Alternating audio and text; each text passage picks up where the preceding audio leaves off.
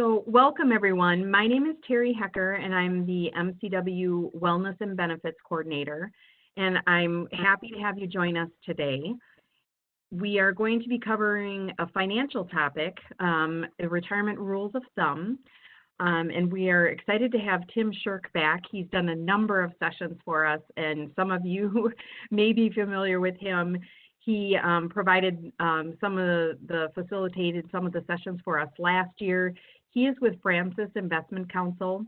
I just want to do a few housekeeping items before we get started. And before I forget, I should introduce Mark Lash is also with us. He's MCW's retirement consultant, and many of you have probably talked to him already.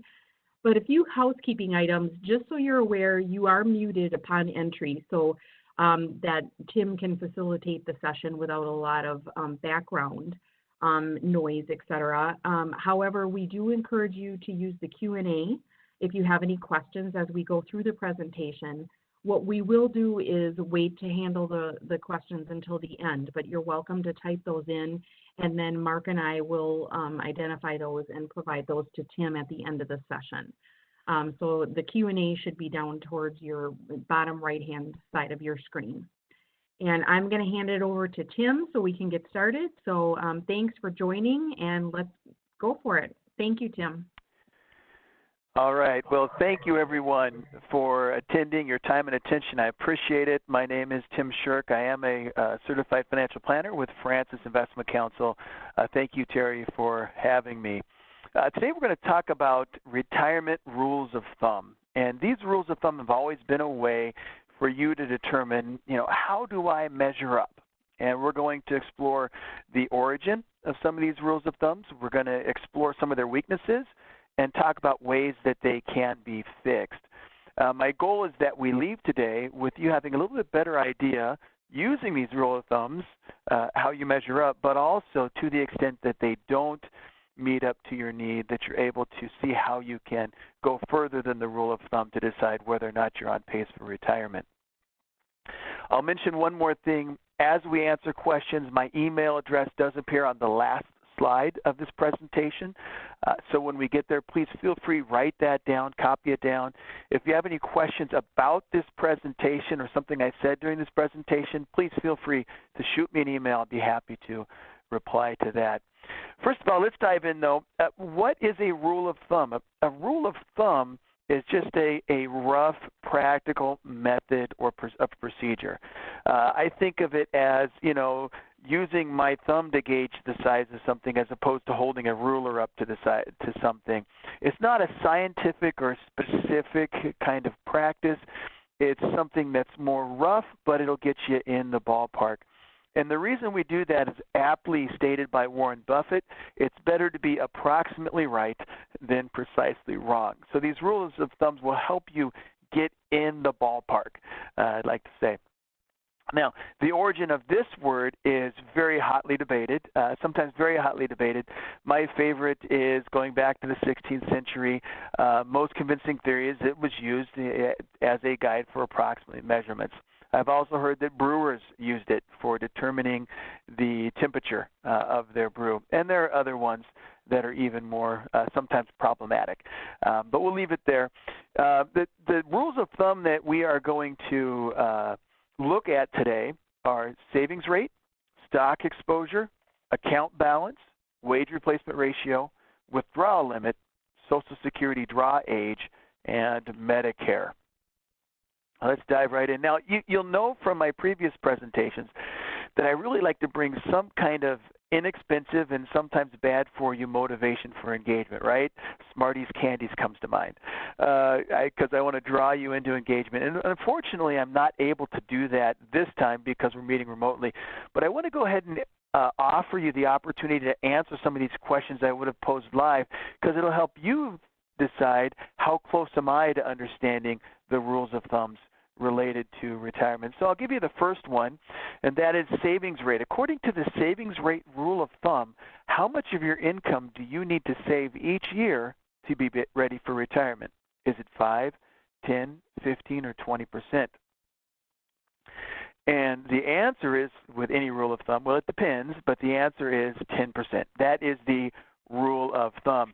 It goes something like this: if you save 10%, starting when you're in your 20s, each year you'll achieve your retirement goal. That is the rule of thumb, and you can see an example there at the bottom of where I found this rule of thumb. Very common rule of thumb. Now, where does this come from? This comes from George S. Clausen book, The Richest Man in Babylon, written back in 1926. And it's a series of stories about a guy named Bansir, who is a chariot maker back in Babylon. And he's got the age-old question of feeling like he doesn't have enough money, and how can he improve his financial situation. And some of the chapters there are listed there: control thy expenditures, make thy gold multiply, increase thy ability to earn, and start thy purse to fattening. You can see this written in kind of the old English style, but this was actually the origin, really, of this, as far as I could tell, of this 10% rule. Now, there are some weaknesses to this 10% rule, and what are they? The first is that life expectancies have changed dramatically, right?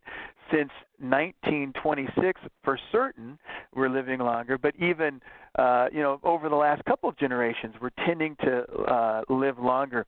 And as a result, that 10% savings figure might not be sufficient, especially if our retirement age hasn't changed. If we've always retired 60, 62, 65 years old, but now we're living 10, 15 years longer, we have more days to pay for in retirement, but the same number of days to save for retirement. So life expectancies change. Career patterns have changed. As we change jobs career over career, the amount that we earn might change. And we can't assume that we'll always have the same starting income that we started with. So that may change the savings rate that we need to save. Finally, market performance may change. Performance moving forward may not be advantageous to your retirement saving strategy as they have been in the past. We just simply don't know. So those are some of the weaknesses. There are some things we can do to overcome some of these weaknesses. One is consider your starting age, and this is huge. The math works at 10% if you start in your 20s, all right? But if you don't start saving until 30 years old, you probably need to think somewhere in the neighborhood of 15%. And if you don't start until 35, you need to save about 19%. Now, this does not mean that you need to increase your savings over time, although that's a good idea. If you start in your 20s, 10% should work all the way through retirement. But it's when you start saving, if you delay in starting to save and you don't save until 30 years old, you've missed the first and best 10 years to save. You need to save more. The other weakness and the way we can fix it, is just simply run a calculator. We have one. I've got a link there, but obviously you're not going to be able to follow it. The website, I'll mention it a couple times, is www.moneyadviceatwork, all one word, moneyadviceatwork.com/learn more, 2 words, learn more. moneyadviceatwork.com/learn more. And if you click on Crunch the Numbers and you select Retirement Income Strategy, that's one calculator you can use. Of course, the Internet is full of calculators for saving for retirement, including your provider. So your record keeper likely has the one on the website as well. So run a calculator is the best way to do it. All right, next rule of thumb, stock exposure by age. By rule of thumb, what should your stock bond allocation mix be? Now remember that stock bond mix, how much money you have in stocks versus how much money you have in bonds, that's going to determine how aggressive your portfolio is, the ups and downs you experience, and we're all familiar with that this year. It's also going to determine how much gain you can possibly achieve, right? More stocks, more aggressive, more bonds, less aggressive. So the question is, how do you decide how much in stocks versus bonds? Is it 100 minus your age in stocks, 110 minus your age in stocks, 120 minus your age, or is it simply your age in bonds? And obviously A and D are actually the same thing, right? The rule of thumb is 100 minus your age in stocks. So the person on the left who's 20 years old, she would be 80% stocks. The person on your right who is 60 years old, she would be 40%. 100 minus 60 is 40. Pretty common rule of thumb. It'll get you in the ballpark. Origin. We don't know the origin, but it was made wildly popular by this guy, John Bogle. And he founded Vanguard, very, very popular, great organization. This guy did a lot for the investing community to bring it to the common man, make it less expensive. So I have a lot of respect for him. He has passed away now. But he said, my favorite rule of thumb is roughly, you hear that word a lot when you're talking about rules of thumb, roughly to hold a bond position equal to your age, 20% when you're 20, 70 when you're 70, and so on. Or maybe even your age minus 10%. So he's talking about bonds based on your age. You could say 100 minus your age in stocks. Either way, he's talking about the same mix, the same rule of thumb. Now, weaknesses on this. It does not consider your risk tolerance. So, for example, you may be 20 years old, so that this rule of thumb suggests that you could have 80% in stocks. But when the market takes a big hit like it did earlier this year and you have a lot of loss, you might be tempted to sell, all right? And so your risk tolerance might be less than what this rule of thumb should say. Maybe the most you could do is 50-50. So that's one thing to consider. This also does not consider your investment horizon. You may be 50 years old and planning to retire at 60. Your investment horizon is a lot less than if you're 50 years old and planning to retire at 70. You love doing what you do now, and you can't imagine not doing it. This is what gives you life and joy. You like caring for people. So you're going to work to 70 or more if you have the health for it. Well, your stock exposure can be higher than a person your same age who's looking to retire as soon as he can at 59 and a half. Finally, it results in a linear risk reduction. What does that mean? Well, if you look at this chart is something Morningstar put together. And across the bottom, it shows age. And then the lines that we see here is the downshift from stocks to bonds over that time. So if you look at the 20-year-old in the far left there, the black line shows that he would have about 80% in stocks when he's 20 years old. And then notice that's a straight line reduction from stocks to bonds, so that when he's 75, he should have about 25% in stocks. Now, the three colors there represent that same downturn as taken by the lifetime allocation indexes. And what we mean by that is if you're familiar with the target retirement date plans in your funds in your plan of your retirement account, like the Vanguard Target Retirement Date Fund, the T. Rowe Price Target Retirement Date Fund, each of these funds has a date in the name. And they use that date, the 2060 fund, to determine how aggressive to be. The 2060 fund assumes everybody in that fund is going to retire in the year 2060, so they're all in their early 20s. They're going to be very aggressive. All right. Now, these three lines represent how those target retirement date funds generally tend to downshift, and you'll notice that initially there's not much change at all, and then after about 10, 15 years, there's a pretty dramatic change, and then it starts to level out again. And that's actually a better approach to downshifting rather than going straight line downshift. The curve is actually a better approach. So how do we fix it? Well, first of all, use it as a guide. All right. If you are 60 years old and you've got 80% stocks, you need to ask yourself, is this appropriate? It might be, but there's a very good chance you're way off that rule of thumb. There's a good chance that you're more aggressive than you should be. If you've got a different risk tolerance, if you're aggressive, consider using 120. So you're a 20-year-old and you're aggressive, 120 minus your age is 100% stocks. That's okay for an aggressive 20-year-old. I rarely suggest that because of diminishing returns by having those bonds in there, but it's possible. Maybe if you're moderate, maybe use 110. If you're super conservative, maybe use 80. 80 minus your age to put you in the right stock mix. Or use a target retirement date fund. This is a really easy way. Those target retirement date funds, you put your money in that fund, it gets spread across a well-diversified portfolio that gets more conservative as you approach retirement. You can take your hands off the investment decision. And if you still want to have some custom control, but you want to have the target retirement date assistance, just look at a report from the record keeper on the target retirement date that has the date in the name when you're closest to retire, and just try to match their stock bond mix. Use their stock bond mix as a guide for your own stock bond mix.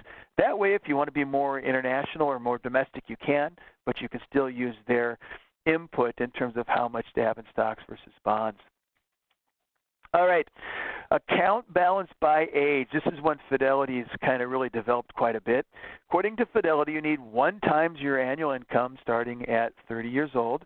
When you hit 35, you should have 2 times, 40, 3 times, 45, 4 times, and you can see on and on there. So let me ask you this, okay? Don't tell anyone else. Are you there? Do you have, if you're 55 years old, do you have 7 times your income? Multiply your income times 7. Are you there? That's how the rule of thumb goes. Fidelity kind of popularized this. This is from their website. Save this amount times your salary. Now, this does have some weaknesses. Weakness number 1, this is based on income, not expenses. All right? And the amount of balance you need entering retirement is based entirely on your expenses. So you make $200,000 a year between you and your wife. Good for you. You're working hard. You're making lots of money. But you're also living simply. You've decided not to buy a lot of toys. You enjoy reading and fishing as your outlets. You don't do a lot of trips. You can live on $60,000 of income. Your income replacement need in retirement is not based on your $200,000 of income, which is nice. Nothing against that. It's based on the $60,000 of income need. This doesn't consider your retirement age. So again, if you're 50 years old and you're supposed to have 7 times your income, but you're retiring at 70 years old, you're probably better prepared than a person who's 50 years old and retiring at 60 years old. This also doesn't consider risk tolerance. If you're more conservative and maybe you're only doing 30% in stocks, you're not going to get as much growth. So to make up for the growth you don't get, you got to contribute more, and you have to have a higher balance at 30 than you would if you were going to be more aggressive, because you can't count on the growth on the backside of your account. And what really frustrates me about this balance by age one is you've got someone like me, for example. I worked an almost minimum wage job at an airport for 10 years as an aircraft mechanic and a flight instructor. You go back to school, you better yourself, you get a little bit more income, and all of a sudden you're behind. Oh no, you're not behind. You're actually better off than you were. It's just, if you can keep the lifestyle that you had, it's based, again, your need is based on your expenses, not your income. All right, so I actually don't want to try to fix this one. It's very appropriate to look at it and say, where do I line up? But there's, I think, too much to do here to fix this to make it really valuable. I would redirect you to a calculator. Let's run a projection, www.moneyadvice@work.com/learn more. And if you don't want to copy all that down, send me an email. Hey, Tim, where's that website to run that calculator? I'd be happy to send that to you. Okay, wage replacement ratio. By rule of thumb, how much of your income do you need to replace in retirement? You make $100,000 between you and your wife. The day that you retire, how much income are you going to need in retirement? $70,000, $80,000, $90,000, or $100,000. The rule of thumb is between 70 and 80%. All right, now, the origin of this, again, is unclear, but it's reported as a result of multiple studies. I've got an example of one of the studies down on the bottom of the slide. Now, why do you need less income in retirement? Well, you're not going to be paying FICA tax anymore, right? And that's about 7% of your income because your employer takes that for Social Security, OASDI taxes. Income taxes are likely going to decrease. Why is that? Well, you'll likely have less income, and part of your income will be Social Security, which is probably, it will be taxed. Less of it will be included in your taxable rate. I'll put it that way. You won't be saving for retirement anymore. So all the money that you're putting into retirement, you won't have to earn that or take that. And you'll have lower taxes on your Social Security benefit. And hopefully the home is paid off. If you're not on track to have that happen before retirement, let's put together a plan to make that happen. So that's why you don't need 100% of your current income in retirement, generally as a rule of thumb. Now, there are some weaknesses here. Again, This is based on income, not expenses. So you're the kind of person who, you live on half your income now. You're not going to need 70% of your current income in retirement. It assumes you have a consistent retirement income need in retirement. The reality is you're more likely to spend more money in the first 5-7 years of retirement than in the next 5 to 7 years of retirement. You're still younger, you're still more energetic, you're still more inclined to travel. The older we get, the more inclined we are to, stay at home and, have the grandkids come over instead of going to visit them. So, this 70-80% is a decent rule of thumb, but it's probably closer to 90-95 for the first 5 years, and then 70-80 for maybe 10, and then maybe even less. This also ignores extraordinary expenses like, repairing a roof, replacing an automobile, family wedding, that kind of thing. So what do we do to fix this? We can use it as a guide, and if you're not close to 70-80%, then you need to think, okay, why am I not close? Is there a good reason that I'm not close? You can say, yeah, well, look at my expenses. Right now I'm living on 40% of my income, so why would I need 70 in retirement? Okay, you're okay. But if you don't have a good reason for not being close, then we probably need to do some math. Now, the other thing you can do is you can calculate your actual income. Start with your current income. So you currently make $100,000 a year. And then subtract those costs that are going to be reduced or eliminated in retirement. So you're not going to be paying $7,000 in FICA tax. You're not going to be paying paying $1,500 a month to your home mortgage that's paid off. You're not going to be saving 10% in your retirement plan, and maybe your tax rate's going to be 5% less. Okay, so you take all those out, but then make sure you add back in for some increased costs in retirement, including potentially things like medical expenses. That comes up with the income that you'll actually need in retirement. Divide that by your current income to come up with that percentage or that wage replacement ratio. Where you use that wage replacement ratio, you'll use that in a lot of the calculators. So if you go to the website that I mentioned before, one of the calculators there will be will use the wage replacement ratio. Finally, consider varying income needs into retirement. Maybe save a little bit of an emergency fund for those more expensive years. Withdrawal rate. According to rule of thumb, how much of your balance can you withdraw annually in retirement and not run out of money? 4%, 5%, 6%, 7%, or 8%? And I've seen all of these, all right? And the answer is actually 4%. This is the pretty consistent rule of thumb. The rule of thumb has some math behind it, so let me kind of go through that quickly. It assumes that you're going to continue to invest and you get a 2% greater than inflation return. So inflation is 3% and you earn 5%. It's 2% and you earn 4%. And this can be done with a 30-40% stock bond mix. So you don't have to be aggressive to do this. Then it assumes that you withdraw 4% in year one. So you have $1 million, you withdraw $40,000. And then you increase your withdrawal each year by 3% for inflation. You will not run out of money for 30 years. That is the rule of thumb. Now, this was older, but really got solidified by William Bengen in a study in 1994. Before he did this study, the rule of thumb was about 5%. And that was based on returns from 26 to 76. You can see that there. But he studied specifically on the downturns, 1930s and the 1970s. And he found there was no historical case in which the 4% withdrawal rate did not work. And he published this in the Journal of Financial Planning article. It became very popular. It was called the Safe Max return rate.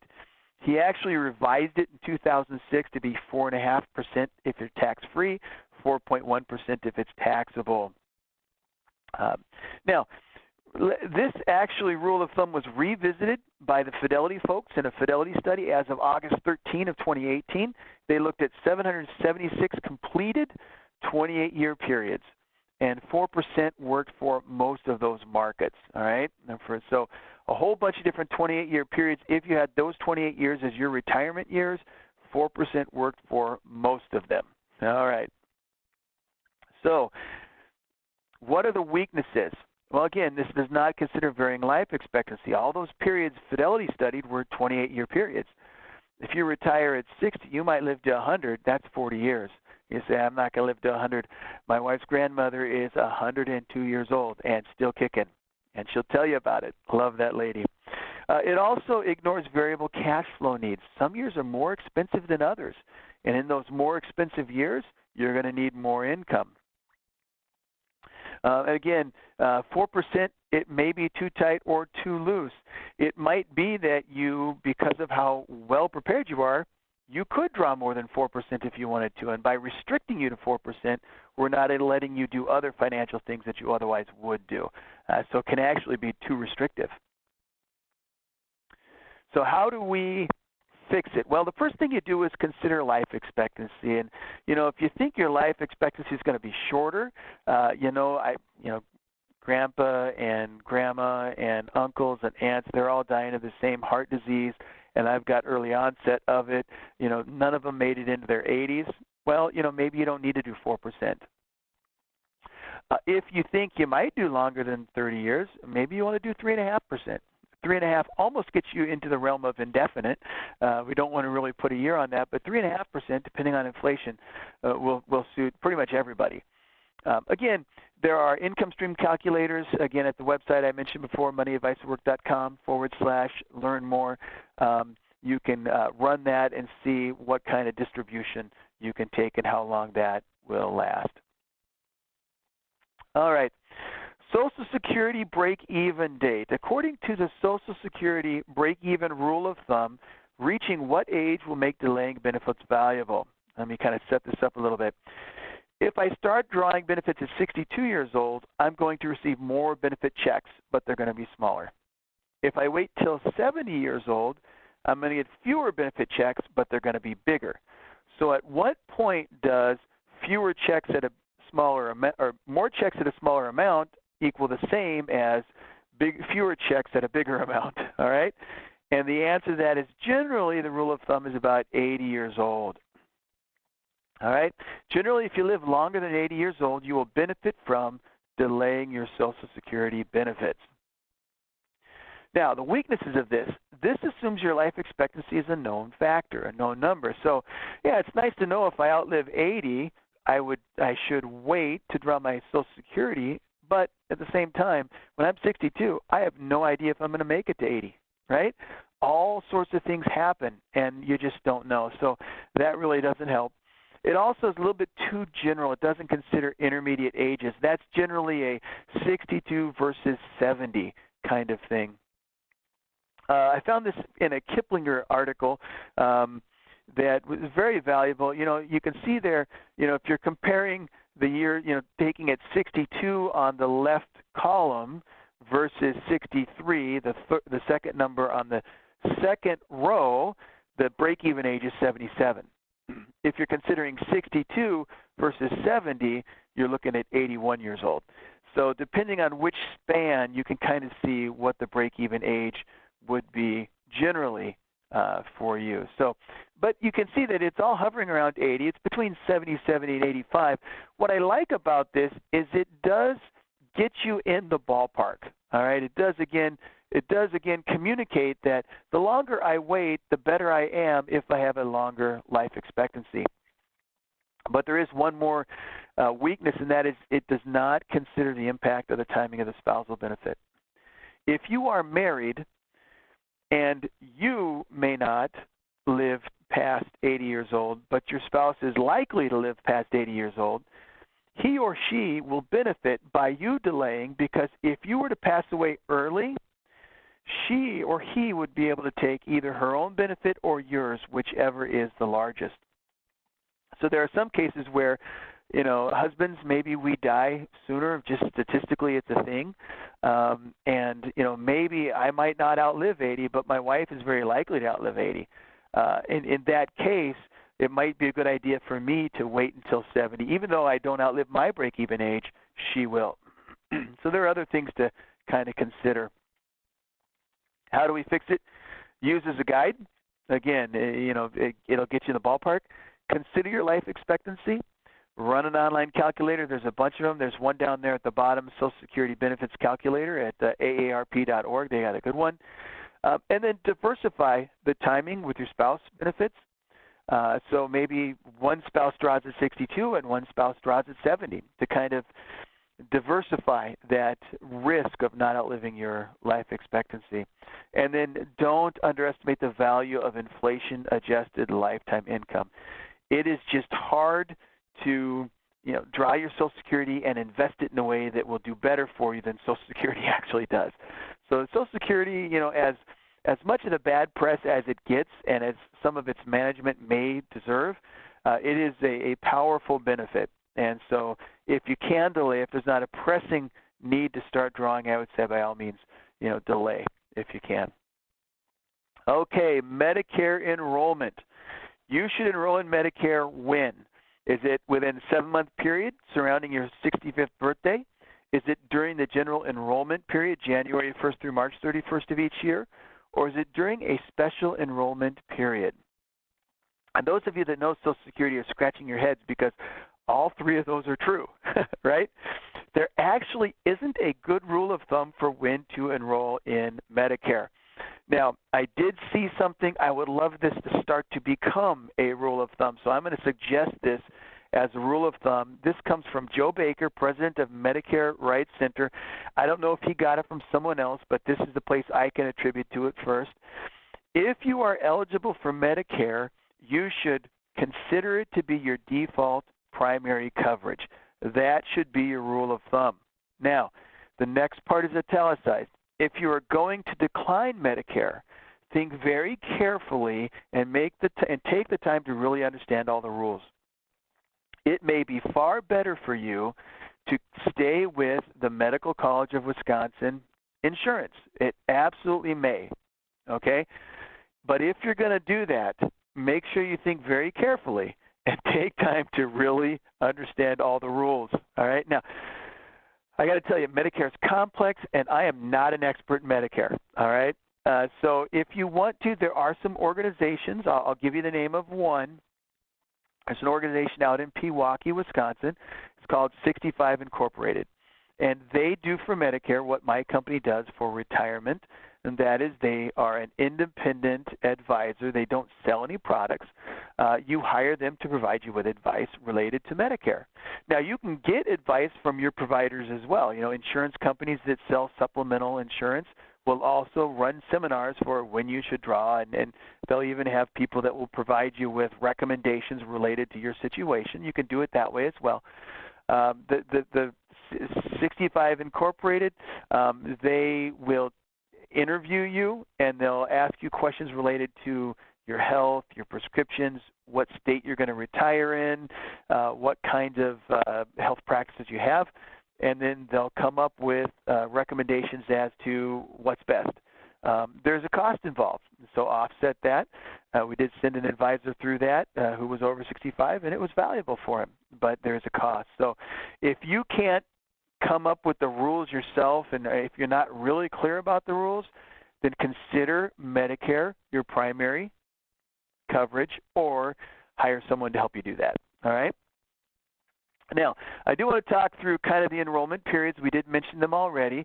Initial enrollment is between 3 months before and 3 months after your 65th birthday, so it is a 7-month window. Quick comment, if you are approaching this window or you're in this window and you're thinking about Medicare, talk to Medicare office today. COVID has backed up some of their services, so it's harder to get in contact with them, so you want to start earlier, all right? Just a little warning. Everything's been thrown off a little bit, so start earlier than you otherwise would have. General enrollment happens between January 1st and March 31st for Part A and B, and October 15th through December 7th for Part D. Now, this is if you didn't enroll, you waited till after your 65th birth month, you can enroll in these time periods. And then there's a special enrollment period. This happens for A and B 8 months following the end of employment. So you work at Medical College of Wisconsin because, again, you love what you do, and then at 70 years old, you retire, and you're done. Well, over the next 8 months, you have a special enrollment period where you can enroll in Part A and Part B. For Part D, it's when you lose, and this is common, there's a bunch of them, but the most common one is when you lose credible coverage, credible prescription drug coverage.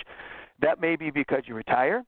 It may be because your current provider changes, your current employer changes their coverage, and it's no longer credible. And credible is a specific standard that your drug coverage has to come up to. When you lose that, you can enroll in Part D. Well, here are some reasons why you got to be really careful about the timing of this. If you're late to enroll in Part D, that's going to result in a 10% penalty per year of delayed enrollment. So you didn't enroll in Part B, and it's 3 years later, that's 30% more that you'll pay for Part B. For prescription drug, it's 1% per month, and these penalties, they'll go for the duration of your Medicare coverage. So again, it's very important to know the rules in terms of when you get in. Now, here are some common situations that you didn't know could make you late, and these are the kind of things that you need to either understand or get someone to help you understand, or just consider Medicare primary. All right.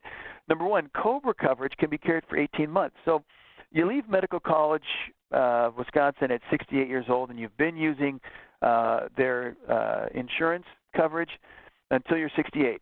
Now you have 18 months that you can take COBRA coverage. But remember, that window for enrolling in Medicare A and B is 8 months.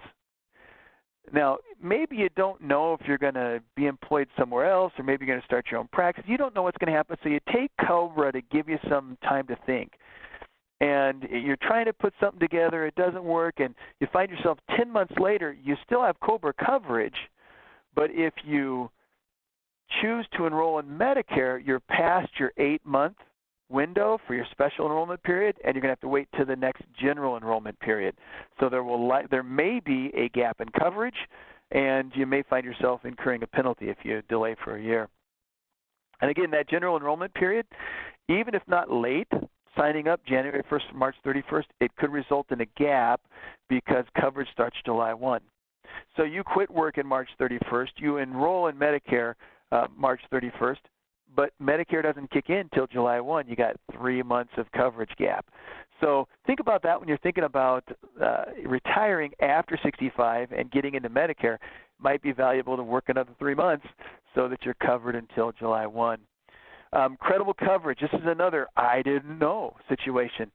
A lot of high deductible health plans that are very popular now because you can use the HSA, and HSAs are great tools.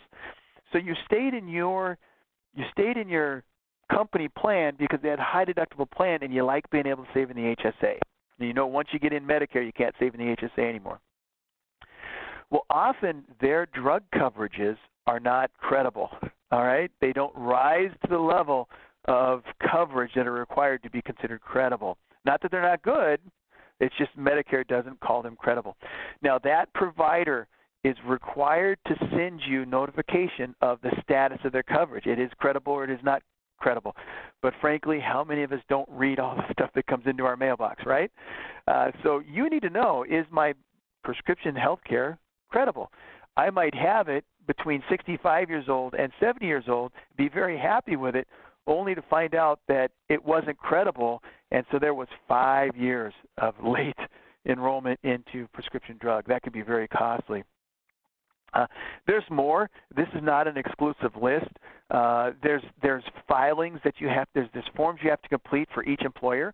So if you move around to 3 different employers after you're 65 years old, there's 3 different sets of forms that you have to complete to demonstrate your coverage. So again, consider Medicare default or primary unless you can take the time and you can understand all of the details related to using your current provider. And if you can, great. And that's not to say that isn't the better approach. It may be the better approach. Just want you to make sure you contain the skill yourself or you hire someone to help you with those kinds of decisions. All right. Those are our rules of thumb. You can see them there. I'm going to go to the next slide, and we're going to leave the next slide up during the question and answer because the next slide has my email address on it. And I just want to highlight, if you have a question about this presentation, specifically the material in this presentation, please feel free to email me. It's timothy.shirk, that's my name, at francisinvco.com. I'm happy to answer any questions related to this, any of the material presented in this presentation. Thank you very much for your time and attention. I appreciate it, and I look forward to being in front of you live again, hopefully sometime soon. Thanks very much, Tim. That's a lot of good information, lot of information. One of the things I can tell all of you is that the Medical College of Wisconsin does provide a certificate of credible coverage for your prescription drug plan. So each year we send that out. I'm sure, as Tim mentioned, most of you don't probably read it. And we do get calls around that time when we do that mailing that, you know, what is this? Why am I getting this? And it's just for exactly that purpose, that anybody that would be considering retiring that year, we've provided that certificate each year to those employees. And on the part of the high deductible health plan, at this time, MCW does not have a high deductible health plan. So when he was talking about the HSAs or health savings accounts, when you retire, you can't contribute into those anymore. At this point in time, that does not apply to us, and I don't foresee that changing anytime in the near future. You know, each year we reevaluate the benefits and look at that information on what plans to offer.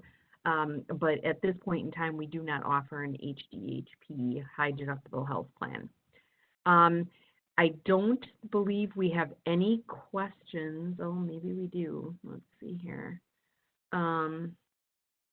It looks like, I don't know. Mark, did you see any questions? Yes, we have here one about Medicare. Okay. And let me see. So it says they're asking if you can sign up for Medicare without using it. And so essentially you're paying the cost for it, but you're staying with other insurance for a while. So I'm not sure if that's, you know, while you're still employed or. Yeah. The comment that I would make on that is there are very specific rules in the way that Medicare and your coverage interact in terms of what's primary and what's not primary. So the question of whether or not I can sign up for Medicare and not use it, I've honestly never had that question asked of me before. I've never had someone ask, can I pay for it and not use it? Once you sign up for it, there are very specific rules in terms of what's primary and what's secondary. So I'm guessing that's a no, but I don't know the answer to that right off the top of my head. And again, that's why I will probably consider Medicare primary unless I go and hire someone to help me with understanding all the rules. Yeah, I would say also what we tend to hear in the benefits side of the house is that many organizations, once you are Medicare age, any billers of services like hospitals, clinics, et cetera, they assume Medicare is primary once you reach that magic number of 65. So, you know, especially for hospitalizations, because that's Part A. And then Part B is more of your visits, et cetera, your office visit kind of thing. So that's what we tend to hear is that most organizations assume Medicare is primary once you reach a certain age. I think we just got another question. Mark. Yeah, and Mark, good point. Unless you're still employed, obviously.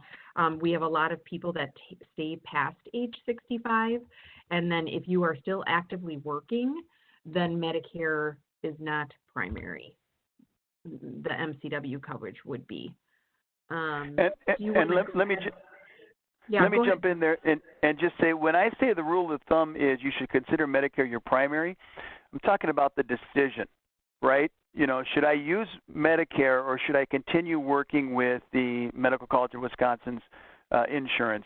So, whether or not it's primary is defined by the rules, but whether or not you decide to use Medicare or you decide to decline it, I would say the rule of thumb is use it unless you understand the parameters around delaying it. And again, that's often a very good idea, especially if you got a great plan, great coverage.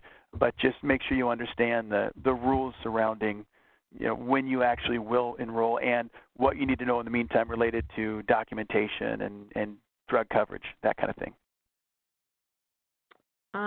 Okay, we have another question. Once I retire, does MCW insurance stop, or can a retired employee continue receiving MCW insurance? And I guess if you're going to retire and continue working, you can continue your coverage.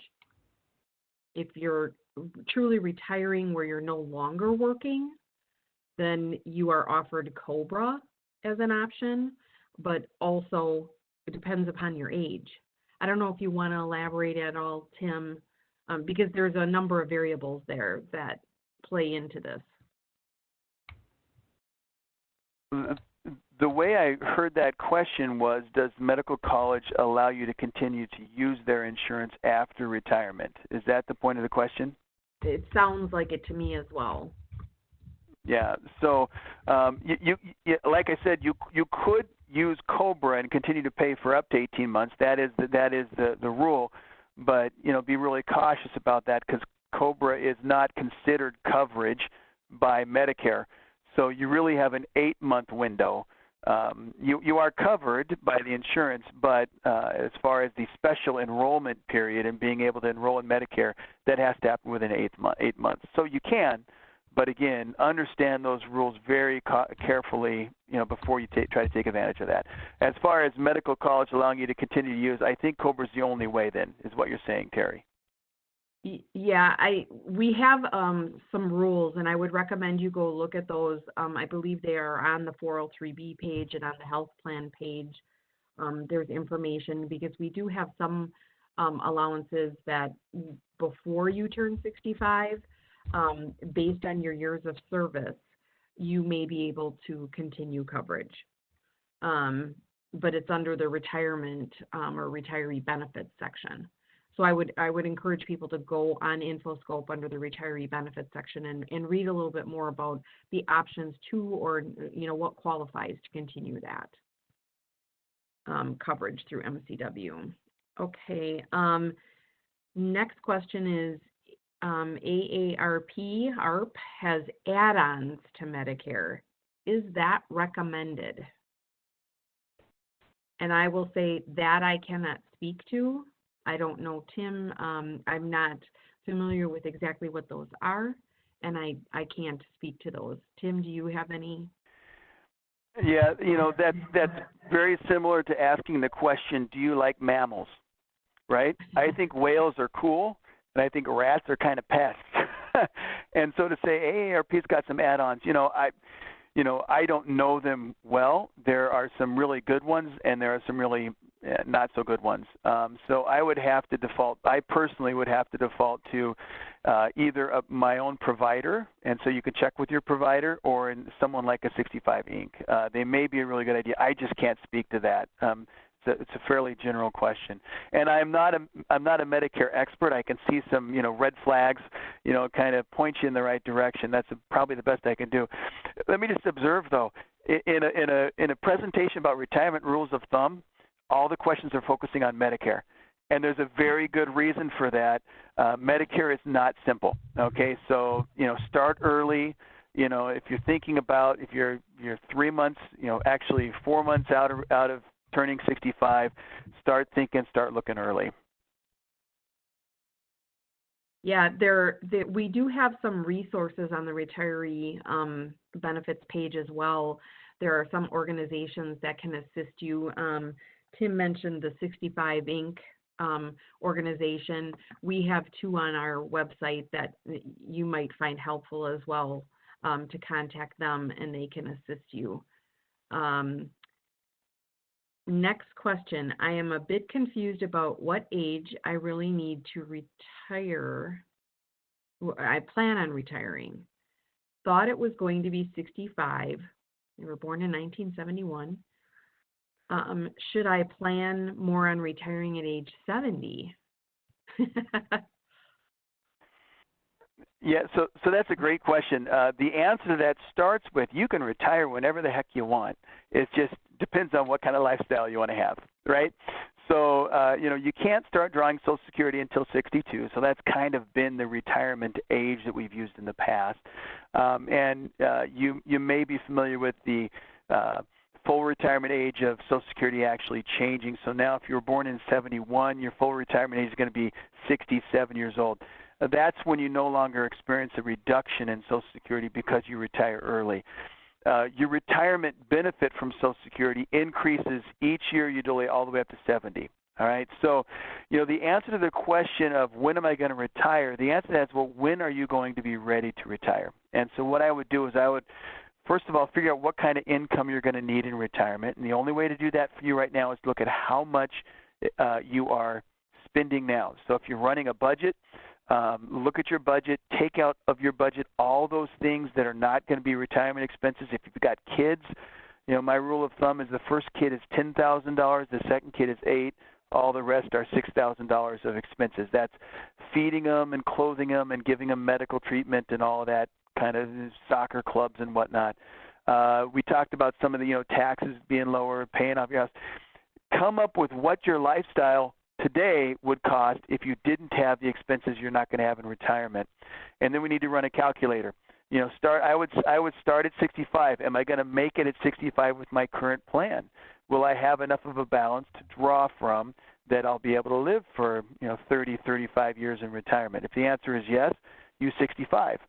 Maybe see if you can do 62, run a second year. If it's no, either we need to think about delaying retirement or we need to think about saving more or changing our current expenses. Those would be other options. So we're really getting into the question of when am I going to be able to retire? There's not a specific age for everybody. It depends on when you're ready, both financially and physically, emotionally, psychologically, spiritually. Some folks say, "Oh, I'm never going to retire." But I'll tell you what, there's going to be a point where your body says no more, right? So really it's a matter of, when can I retire?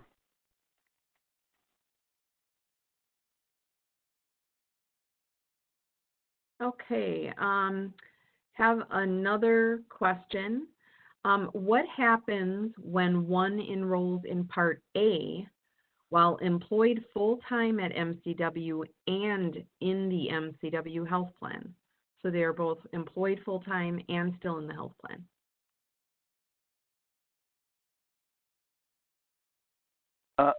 I guess I need some clarification on that. What happens when you're enrolled in both? Yeah, it sounds like they would be enrolling or enrolled in Part A, and then they are still employed and working full-time and have the coverage, the health insurance. Yeah, so you would be covered under both as long as MCW allows that. But then the primary secondary coverage would be determined by rule. That's not something that's elective. Is that right. Kind of what we're getting at? Yeah, there are rules around that. So we can talk through that in more detail. If you're considering that and you're trying to plan, I would say call the benefits office and we can definitely help you with that. Let me just check if there are any more. I don't see any other questions. I do have a comment. Thank you for a great webinar. So thank you, Tim. If there's, hold on. They're asking one more question here. Is there someone on campus to meet with and assist with Medicare insurance coverage enrollment? I can speak to that. Jean Schneider, Leanne Van Dyke, myself, we are all, and the benefits team can help guide you for general questions, but we don't give advice as to what to do as far as retirement, when you should retire, when you shouldn't. We can help you understand the ins and outs of Medicare, et cetera, and your MCW health plan coverage. But we, just like Tim said, you know, he's a financial expert. We are not, and we don't know your full financial situation, so we can help you with the insurance side of it. So you can just call the benefits office. And that number is 955-8394. Or you can email benefits@mcw.edu as well if you'd like to set something up. I think that's all the questions that we have that I can see currently. I apologize if I missed anyone, but I think I've gotten them all. I'm just double checking. I think we're good on the questions, and I appreciate everyone's time and attendance. And if you have additional questions, as Tim said, his email is on the slide that's still on the screen. As I mentioned, you can call the benefits office, 955-8394, or email benefits@mcw.edu, and we're happy to help with any other questions that you might have. And thanks for joining today. We really appreciate your time.